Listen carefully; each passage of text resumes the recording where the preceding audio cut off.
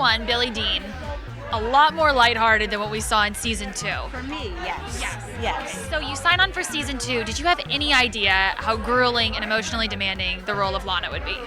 Not even a little bit. Really? I didn't know until about a month before we started shooting. Ryan sent all of the main cast members the first 4 scripts, which basically takes Lana Winters, for me anyway, took my character up to the end of episode 4, which was aversion conversion therapy with Dr. Thredson, whom at that point she believes is trying to help her, and that was harrowing enough to think about masturbating on television.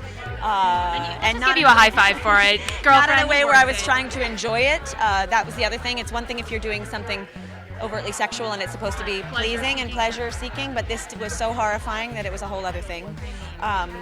But I did not know yet that I was going to be captured. I did not know that I was going to be raped. I did not know I was going to be the last man standing. I didn't know any of it. So, yeah. So now looking back on it, the aftermath, and just how amazing some of your scenes were throughout the season, are you just so pleased that you were able to play a character like this and give light to Lana?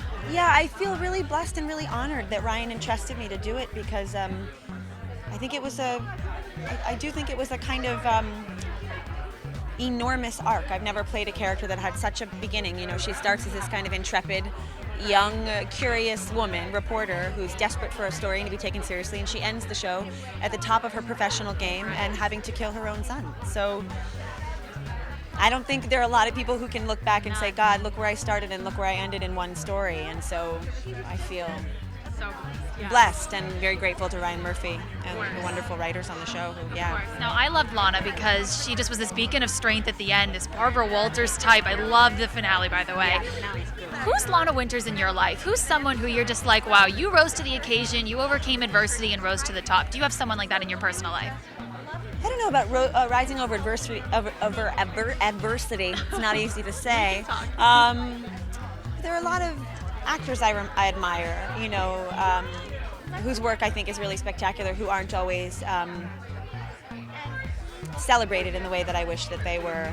You know, like Laura Dern to me is one of the great actresses, and I know she's been plenty celebrated and nominated for Oscars and things, but she's someone I wish was just everywhere all the time. I don't know, I have a lot of really good friends in my life who are my own version of Lana Winters, who have made choices in their lives that are potentially off the beaten path, but have really gotten behind them and believed in them. And yeah, I'm very lucky that way. I can say that I've got a Lana Winters. I have several Lana Winters in different aspects of my life, and not necessarily people who were told no, who, you know, but it's, yeah. Strong people. Yes, I'm lucky. And last question. One of those strong people might be Amanda Peet. I'm not sure, but I interviewed her at the Golden Globes, and she was there supporting you, and she was like, my friend Sarah Paulson, she's in this gorgeous Reem Acra gown tonight.